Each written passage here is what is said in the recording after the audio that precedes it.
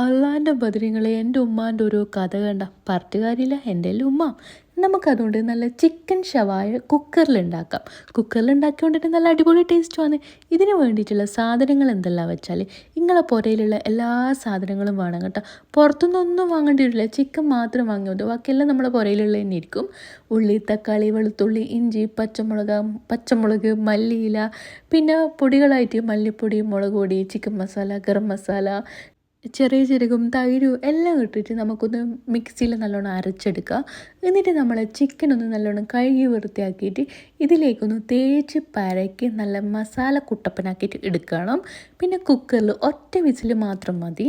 എന്നിട്ട് ആ ചിക്കൻ എടുത്തിട്ട് നമുക്കൊരു ഫ്രൈ പാനിൽ കുറച്ച് വെളിച്ചെണ്ണ ഒഴിച്ചിട്ട് ചെറിയ തീയിൽ നല്ലോണം ചെറുങ്ങനെ ഫ്രൈ ആക്കിയിട്ട് എടുക്കുക.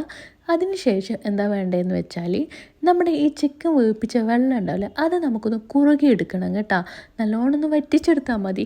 എന്നിട്ട് ഈ ചിക്കൻ ഫ്രൈ ആകുന്നതിന് അതിൻ്റെ മേലേക്ക് കൂടി ഒന്നിങ്ങനെ കുറച്ചായിട്ട് ഒഴിച്ചു കൊടുക്കണം. ബാക്കി നമുക്ക് സേവ് ചെയ്യുന്ന സമയത്ത് ഇതിൻ്റെ മേലെ കൂടി ഒന്ന് കുറച്ച് ആയി കൊടുക്കട്ടെ. ഇങ്ങനെ ആക്കിയാൽ എന്താണെന്ന് വെച്ചാൽ നമുക്ക് കറിയൊന്നുമില്ലാണ്ട് തന്നെ ഇത് തിന്നാം. മാത്രമല്ല നല്ല അടിപൊളി ടേസ്റ്റുമാണ് ഇങ്ങനെ ആക്കി കൊടുത്തിട്ട് തിന്നുമ്പോൾ. അപ്പോൾ നിങ്ങളെല്ലാവരും ട്രൈ ചെയ്തൊക്കെ ഭയങ്കര ഈസിയാണ്. നമ്മുടെ വീട്ടിലുള്ള സാധനങ്ങളെല്ലാം തന്നെയല്ലേ മതിയില്ലേ.